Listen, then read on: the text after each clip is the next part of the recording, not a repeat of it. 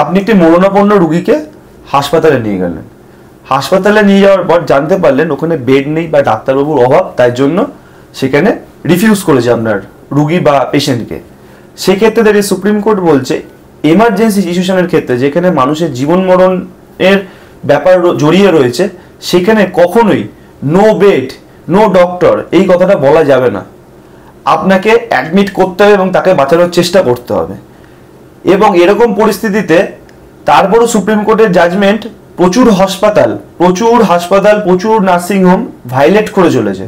সেক্ষেত্রে দাঁড়িয়ে ইনস্ট্যান্ট আপনাকে কি প্রসিডিওর নিতে হবে, প্রসিডিওর মেনটেন করতে হবে। ফার্স্ট, আপনাকে 112 নম্বর এমার্জেন্সি কলে ডায়াল করতে হবে, যা ইন্ডিয়ার ন্যাশনাল এমার্জেন্সি ডায়াল কল, যেখানের মাধ্যমে পুলিশ, হাসপাতাল, দমকল যে কোনো কারোর সঙ্গে আপনি কানেক্ট করতে পারবেন। দ্বিতীয়ত, যে হাসপাতালের কর্তৃপক্ষ লোকটি আপনাকে বলছে আমি রিফিউজ করছি, তার কাছে একটা রিটেন রিফিউজাল নিতে হবে। থার্ড, এই রিটেন রিফিউজালটা নিয়ে থানায় গিয়ে একটা কমপ্লেন দায়ের করতে হবে, যা ক্রিমিনাল নেগলিজেন্স নামে জানা যায়, যা 304 আইপিসিতে বলা রয়েছে।